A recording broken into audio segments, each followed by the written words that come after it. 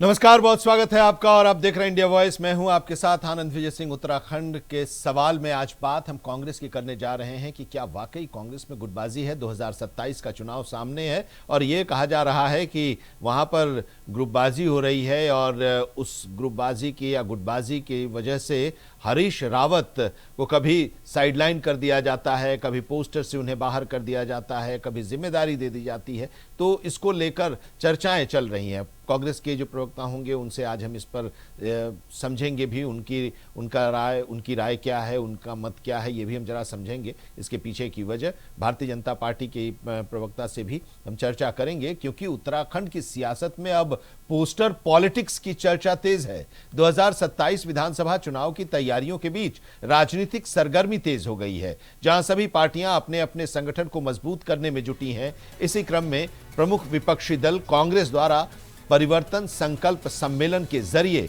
कार्यकर्ताओं को एकजुट करने की कोशिश की जा रही है। लेकिन रामनगर में आयोजित इसी सम्मेलन के पोस्टर ने एक नया विवाद खड़ा कर दिया है। पोस्टर में कई वरिष्ठ नेताओं की तस्वीरें तो नजर आईं, लेकिन पूर्व मुख्यमंत्री हरीश रावत की तस्वीर उस पोस्टर से गायब रही। इसके बाद राजनीतिक हलकों में चर्चा शुरू हो गई। स्वाभाविक है कि इसको लेकर चर्चाएं शुरू होंगी और कांग्रेस के भीतर गुटबाजी की अटकलें भी तेज हो गई हैं। इसको लेकर अब सवाल भी उठने लगे हैं कि क्या कोई गुटबाजी है कांग्रेस में, या ये चूक है, या फिर किसी खास वजह से हरीश रावत की तस्वीर उस पोस्टर में नहीं है। हालांकि कांग्रेस की ओर से इसे तकनीकी चूक बताया जा रहा है। कांग्रेस के प्रदेश महामंत्री राजेंद्र भंडारी ने कहा कि यह हाईकमान द्वारा तय पोस्टर प्रारूप के अनुसार आयोजन था और हरीश रावत पार्टी के वरिष्ठ नेता हैं, उनकी तस्वीर न लगना गलत है। उन्होंने भविष्य में ऐसी गलती पर कार्रवाई की बात भी कही। दूसरी तरफ भारतीय जनता पार्टी को तो मुद्दा चाहिए। विपक्ष में जो कुछ हो रहा है, मतलब बीजेपी का जो विपक्ष है कांग्रेस, उसमें उसके अंदर खाने अगर कुछ इस तरह की बातें आती हैं तो उनके लिए मुद्दा हो जाता है और उसके बाद कांग्रेस पर सीधा हमला बीजेपी बोल देती है। बीजेपी के प्रदेश प्रवक्ता मथुरा दत्त जोशी ने इस पर प्रतिक्रिया दी और कहा कि कांग्रेस अंदरूनी गुटबाजी से जूझ रही है और ये घटना उसी का नतीजा है। राजनीतिक हलकों में भी ये याद दिलाया जा रहा है कि पहले भी पूर्व सांसद प्रदीप टम्टा ने सोशल मीडिया पर पार्टी के रवैये पर सवाल उठाया था और इसी बीच बीजेपी के अपने लंबे कार्यक्रमों को लेकर भी सवाल, बीजेपी का जो कार्यक्रम है उस पर भी उठने शुरू हो गए हैं। मुख्यमंत्री पुष्कर सिंह धामी के कार्यक्रमों में पूर्व मुख्यमंत्री त्रिवेंद्र सिंह रावत और सांसद अनिल बलूनी की अनुपस्थिति और पोस्टर से नाम गायब रहने पर चर्चा हो रही है। तो बड़ा सवाल यही है कि क्या सिर्फ पोस्टर की चूक है, पोस्टर में तस्वीर नहीं होना एक चूक है, या इसके पीछे गहरी राजनीतिक रणनीति और अंदरूनी संदेश छिपा है। दोनों पार्टियों के बड़े नेताओं की तस्वीरें, उन लोगों के जो कार्यक्रम थे उसमें पोस्टर में तस्वीर नहीं थी। अब इसको लेकर उन लोगों का क्या कहना है, आज इसी पर हम चर्चा करेंगे। लेकिन जरा पहले सुन लेते हैं बीजेपी और कांग्रेस का क्या कहना है इसको लेकर। देखिए, ये अखिल भारतीय कांग्रेस कमेटी के द्वारा एक प्रोग्राम डिजाइन किया गया परिवर्तन यात्रा वाला, और प्रदेश कांग्रेस कमेटी ने उसको आगे बढ़ाया। हमने एक poster design, common poster design करके दिया था प्रत्येक जिलाध्यक्ष को कि भाई इस प्रकार का जो है पोस्टर आप बनाएं, और बाकी नीचे जो जगह छोड़ रखे देने कि वो स्थानीय नेता उसमें अपनी फ़ोटो लगाएं। तो एक ही पोस्टर हर जगह लगा। जहाँ तक रामनगर की बात है तो हरीश रावत जी का फ़ोटो नहीं है, ये बात आ रही है सामने, लेकिन सबको समझना चाहिए कि हरीश रावत जी हमारे जो है गार्जियन हैं और इस प्रकार से जो है फ़ोटो से गायब करना अच्छा नहीं है। और चलो गलती होगी कोई बात नहीं, लेकिन आगे भविष्य में ध्यान रखें कि जो प्रदेश कांग्रेस कमेटी द्वारा जो डिजाइन पोस्टर होता है उसी के अनुसार जो आगे कार्यक्रम करें। निश्चित रूप से मैं भी एक पोस्टर देख रहा था और माननीय हरीश रावत जी कांग्रेस के पोस्टरों से गायब हैं और हरीश रावत जी को कांग्रेस ने ठिकाने लगाने की मुझे लगता है सोच दी है। और आपने देखा होगा कि 3-4 दिन पहले माननीय प्रदीप टम्टा जी जो पूर्व सांसद रहे हैं, उनकी भी एक पोस्ट आई थी जिसमें उन्होंने कांग्रेस के समावेशी नेतृत्व पर सवाल खड़े किए थे। तो इन सब बातों से अब लगता है कि कांग्रेस के अंदर बहुत कुछ ठीक नहीं चल रहा है। हालांकि कांग्रेस के माननीय अध्यक्ष जी कह रहे हैं कि सब बढ़िया चल रहा है और उन्हीं की उपस्थिति में पिथौरागढ़ का तांडव हुई। आपने देख लिया कांग्रेस में कितना बड़ा तांडव हुआ कि प्रदेश अध्यक्ष की उपस्थिति में माननीय विधायक कार्यक्रम का बहिष्कार कर जाते हैं, चले जाते हैं। तमाम तरह के कार्यकर्ता तमाम तरह की बातें करते हैं। हालांकि कांग्रेस कहती रहे सब ठीक ठाक चल रहा है, लेकिन जो लक्षण दिख रहे हैं, जिस तरीके से हरीश रावत जी का पोस्टर में फ़ोटो भी न लगाना, उनसे परहेज करना, प्रदीप टमटा जी की टिप्पणी आना, कुंजवाल जी का बोलना, तो निश्चित रूप से लगता है कि कांग्रेस में अंदरूनी ज़बरदस्त सिरफुटबॉल चल रही है।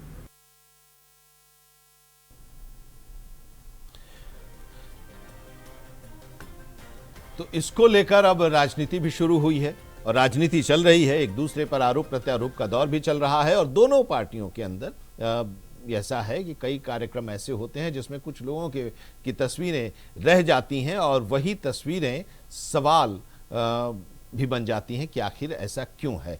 कांग्रेस की तरफ से सफाई भी दी गई है कि गलती हुई है और गलती स्वीकार वो कर रहे हैं, लेकिन गलती हुई है या कुछ जानबूझकर पोस्टर में उनको जगह नहीं मिली है हरीश रावत को, ये भी सवाल है। जरा यही समझने की कोशिश करेंगे। हमारे साथ आज दो खास मेहमान जुड़े हुए हैं। डॉक्टर प्रतिमा सिंह हैं, कांग्रेस की प्रदेश प्रवक्ता, हमारे साथ इस चर्चा में जुड़ रही हैं, और कमलेश रमन जी हैं, भारतीय जनता पार्टी की प्रदेश प्रवक्ता, इस चर्चा में जुड़ रही हैं। आप दोनों लोगों का बहुत बहुत स्वागत है। प्रतिमा जी, बात आप ही लोगों की पहले हो रही है, तो जरा आप ही बता दीजिए कि क्या है ये पूरा मामला, क्योंकि बीजेपी को बैठे बिठाए एक मुद्दा मिल गया है कि हरीश जी इतने सीनियर लीडर उत्तराखंड के, चाहे वो बीजेपी या कांग्रेस, इस सब की बात हम करें, लेकिन हरीश रावत की अपनी एक पर्सनालिटी है और वो उत्तराखंड के एक बड़े नेता हैं, इसमें किसी को कोई शक तो नहीं होनी चाहिए। देखिए, शक नहीं है और हमें भी कोई शक नहीं है।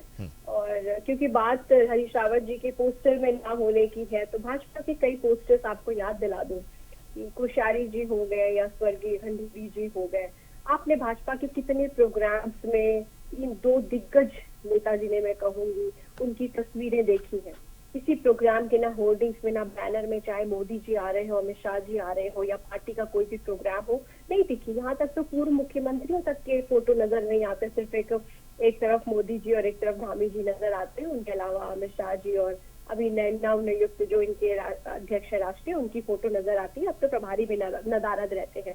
तो ये छोटी राजनीति नहीं करनी चाहिए, ऊंची राजनीति नहीं करनी चाहिए। दूसरी बात, अभी जिस तरीके से जो है प्रदेश महामंत्री ने आपको बताया कि बिल्कुल जो पोस्टर्स, जो होर्डिंग पीसीसी की तरफ से लगाए जाते हैं और पीसीसी की तरफ से जिनका हम स्ट्रक्चर बना के दे रहे हैं और जिला कार्यकारिणी से, जिला कार्यालय से अगर उस पर किसी भी तरीके के कोई चेंजेस किए गए हैं तो उस पर आगे वार्तालाप होनी तय है। लेकिन जो भी पोस्टर्स इस पीसीसी की तरफ से लगाए जाते हैं, होर्डिंग्स लगाई जाती हैं, उनमें अगर इस तरीके की अनियमितताएं हो तो कांग्रेस पार्टी पे सवाल खड़ा करना बिल्कुल जायज है।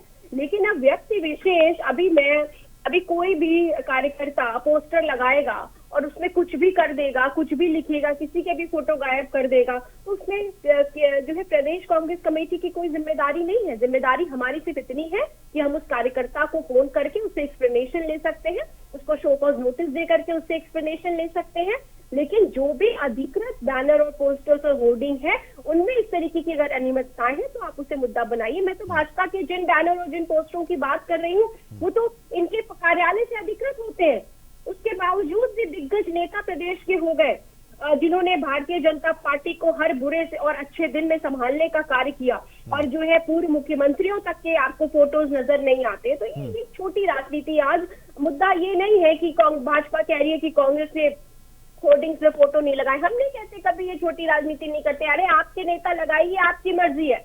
आज प्रदेश में अन्य समस्याएं हैं जिन पे बात करनी है कि किस तरीके से बद्रीनाथ धाम में जो है चढ़ावा चोरी हो गया, और जो समिति जिम्मेदार है, यूके आपकी बीकेटीसी जो जिम्मेदार है, जिनके पदाधिकारी जिम्मेदार है, वही समिति गठित कर रहे हैं। तो आप तो भगवान के नाम पे चढ़ावा चोरी, चंदा चोरी कर रहे हैं, देवभूमि की साख को बदनाम कर रहे हैं, राम मंदिर चढ़ावे में चोरी कर रहे हैं, केदारनाथ। आज पूरा देश, पूरा विश्व पूछ रहा है कि भैया ये क्या हो रहा है देवभूमि में, कि अभी तक ये तो पता चला नहीं कि 240 किलो सोना कहाँ चला गया बाबा केदारनाथ का। इस पर अगले दौर में बात करेंगे। जरा पहले इस पर एक क्लैरिफिकेशन कमलेश जी से भी ले लें। कमलेश जी, सवाल ये है कि कांग्रेस के में क्या चल रहा है, इस पर भारतीय जनता पार्टी बड़े गौर से देखती रही है और तुरंत उस पर प्रतिक्रिया भी देती है। हरीश रावत जी से अचानक बीजेपी का प्रेम बड़ा बढ़ गया है, ऐसा लग रहा है। देखिए, मुझे लगता है यहाँ पर कुछ कंफ्यूजन है कांग्रेस को। और भारतीय जनता पार्टी ने नहीं कहा कुछ भी, और ना ही भारतीय जनता पार्टी इस तरह की छोटी राजनीति करती है।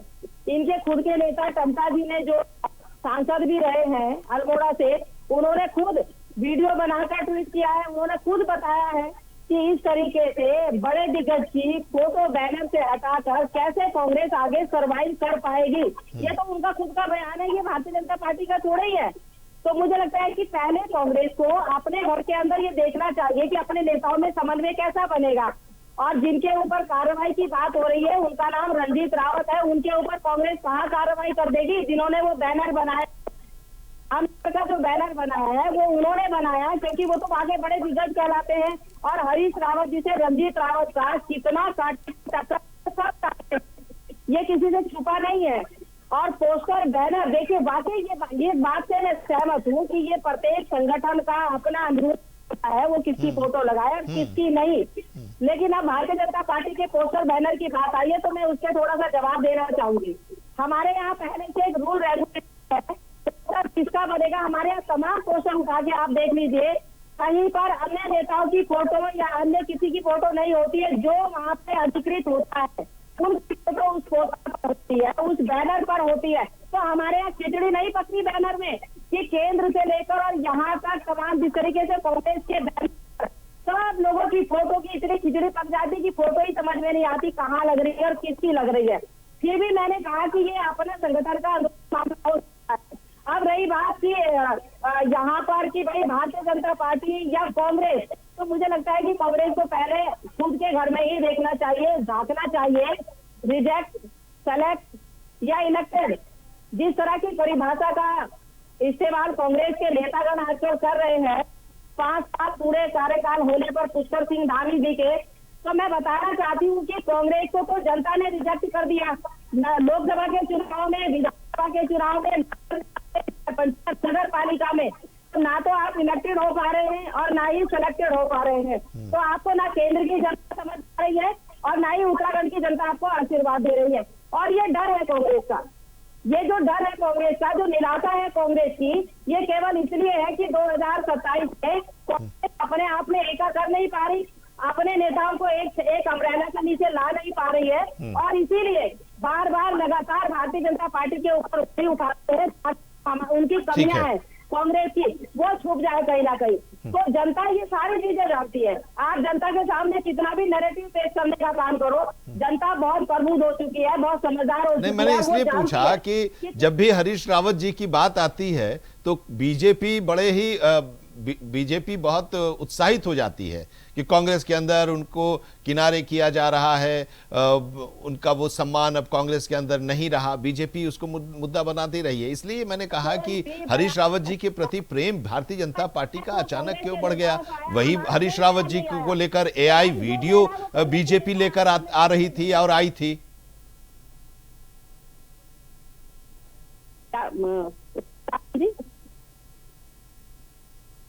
अब इसका जवाब तो वो दे रहे हैं, कमलेश जी जवाब दे रहे हैं। जरा अब इसके बारे में कुछ सवाल जो थे आपने उठाया कमलेश जी, उसका जवाब प्रतिमा जी देंगी। जी प्रतिमा जी। ना कांग्रेस पार्टी को कोई डर है, ना हमें कोई निराशा है। और रही बात रिजेक्ट और सिलेक्ट की, तो ये स्वीकार करने वाली बात है कि जिसे जनता ने रिजेक्ट किया था उसे जो है मोदी जी ने सेलेक्ट किया और उसके बाद उन्हें मुख्यमंत्री बनाया।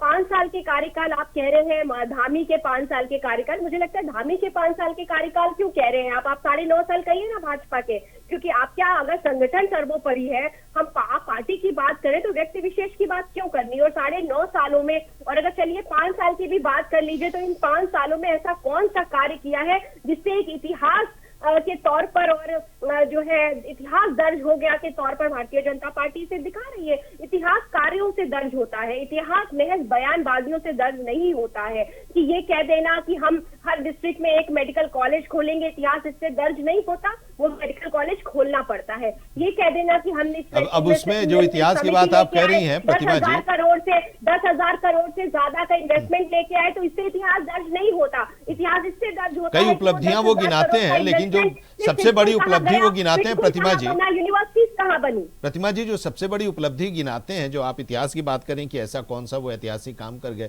तो उसमें वो यूसीसी का नाम लेते हैं, उसे गिनाते हैं।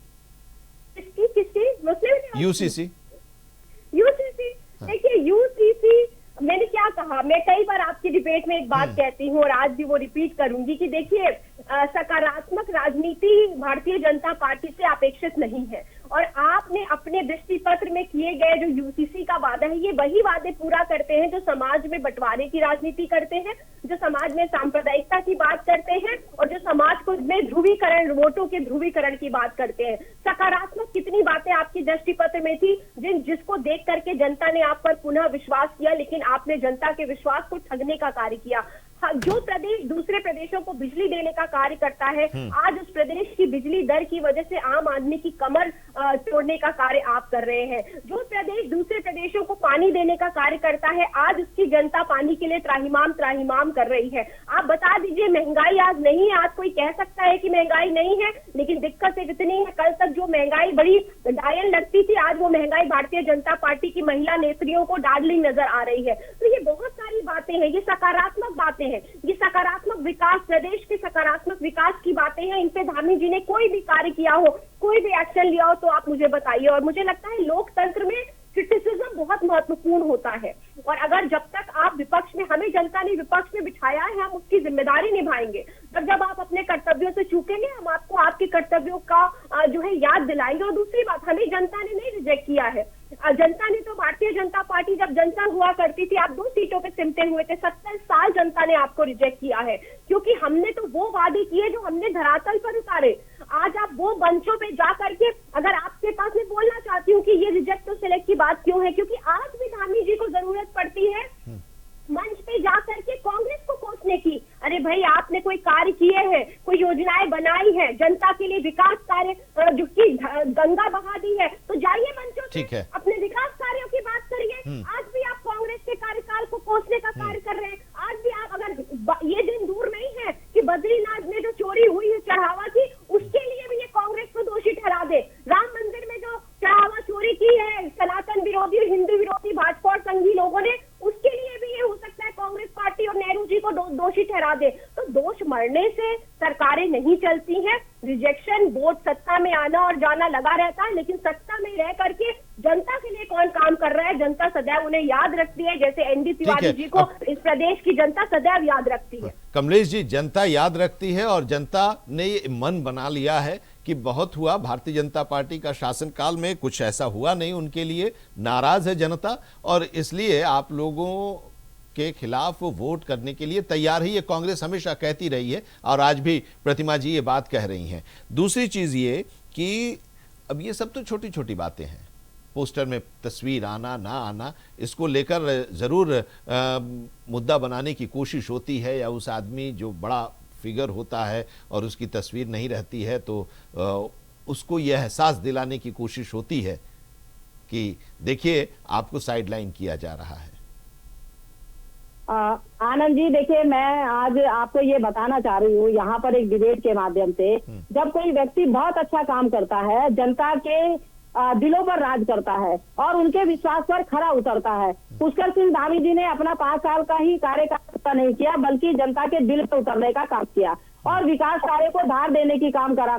और अब आप समझ सकते हैं कि सारे के सारे विपक्षी दल मिलकर आप सोच रहे हैं कि एक ऐसे धाकड़ धामी को, एक ऐसे धुरंधर धामी को किस तरीके से हम 2027 के चुनाव में हार करें या उसको हार का मुंह दिखाएं। लेकिन मुझे लगता है कि ये संभव नहीं है। वो इसलिए संभव नहीं है क्योंकि जनता ये अच्छी तरीके से बेहतर जान चुकी है कि पुष्कर सिंह धामी जी ने ऐतिहासिक निर्णय लेने के साथ साथ विकास कार्यों का चक्र भी बहुत ऊंचाइयों तक ले जाने का काम किया है। यहाँ पर चाहे मैं महिलाओं की बात करूं, अपने युवाओं की बात करूं, यहाँ पलायन रोकने की बात करूं, यहाँ योजनाएं देने की बात करूं, सड़क की कनेक्टिविटी की बात करूं, स्वास्थ्य की बात करूं, शिक्षा की बात करूं, तमाम जो हमारी यहाँ की मूलभूत सुविधाएं हैं उनको देने का काम पुष्कर सिंह धामी जी ने किया है। और यही डर और यही वजह है कि कांग्रेस इस समय इतनी बुरी तरीके से बौखला गई है कि हर नेता इनके मंचों से खड़े होकर के जिस तरीके से दहाड़ रहे हैं, जिस तरीके से बौखला रहे हैं, वो सबको दिखाई पड़ रहा है।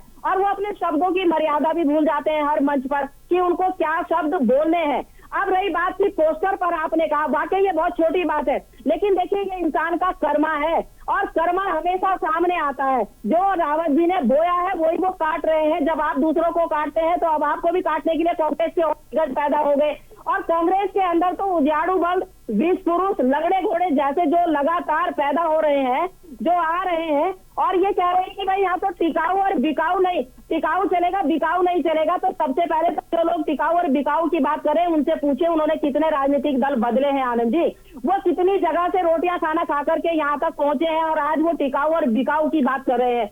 और इनकी प्रभारी जी ने जिस तरीके से फरमान जारी किया है जिलाध्यक्ष या अपने पदाधिकारियों को, उसका ये कारण है कि माननीय गणेश गोदियाल जी के माथे पर शिकन है कि वो चुनाव लड़ेंगे या अपने पद से इस्तीफा देकर के चुनाव लड़वाएंगे। तो जाहिर सी बात है कांग्रेस के अंदर की जो गुटबाजी है वो साफ साफ देखने को मिल रही है। चाहे यहाँ पर इनके टमटा जी हो, माननीय यशपाल आर्य जी हो, हरक सिंह जी हो या प्रीतम सिंह जी हो और हरीश रावत जी, तो जो जड़ों में मट्ठा डालने का सब कुछ ठीक है कमलेश जी, वो तो लगातार सब देख रहे हैं। तो इसमें भारतीय जनता पार्टी की गलती कहाँ से हुई आनंद जी, ये बताइए। अगर आपके यहाँ सब कुछ बात है तो आपके टमटा जी ने कहा, भारतीय जनता पार्टी के किसी नेता ने नहीं कहा।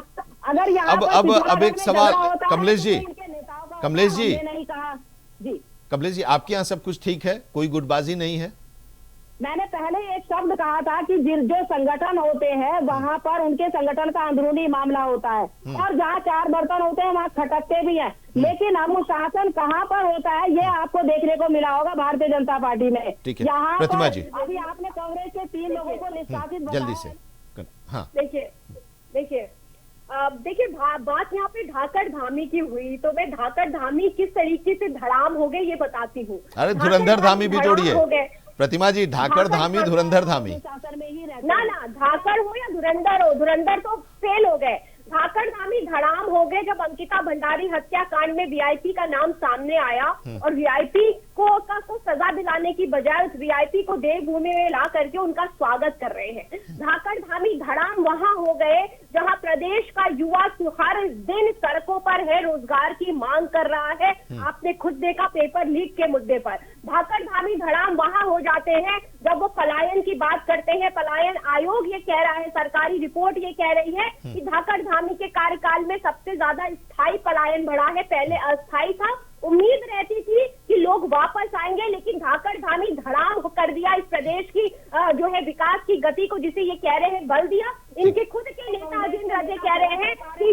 प्रदेश को गर्व की राह में ले जाने का कार्य मुखिया कर रहे हैं, लेकिन दुख इस बात का है कि हम मूक दर्शक बने बैठे हैं। तो ये धाकड़ धामी है। और देखिए एक बात आनंद विजय जी, हम तो विपक्ष में है, हम तो मंचों पे खड़े होकर सरकार को ही कोसने का कार्य करेंगे और सरकार के मुखिया धामी जी हैं तो उनको ही कोसने का कार्य करेंगे। लेकिन अगर हम सत्ता में होते तो हम जनता को ये बताते कि इन 5 सालों में हमने आपके लिए क्या किया है। हम विपक्ष को नहीं कोसते, हम अपनी योजनाएं बताते, अपने प्लान बनाते, अब विकास के लिए क्या किया हमने इस प्रदेश के लिए ये बताते। अगर आप अपने आप को विपक्ष में अभी से महसूस करना चाह रहे हैं इसलिए कांग्रेस को कोस रहे हैं, तो मुझे लगता है आपको अग्रिम बधाइयां, क्योंकि 2027 में भाजपा का वही हश्र होने वाला है। क्योंकि बिल्कुल सही कहा भाजपा की प्रवक्ता ने कि जनता नैरेटिव समझती है और जो नैरेटिव भाजपा सेट करना चाहती है वो अब नहीं कर पाएगी। ठीक है, अब जनता क्या नैरेटिव समझ रही है 2027 के लिए?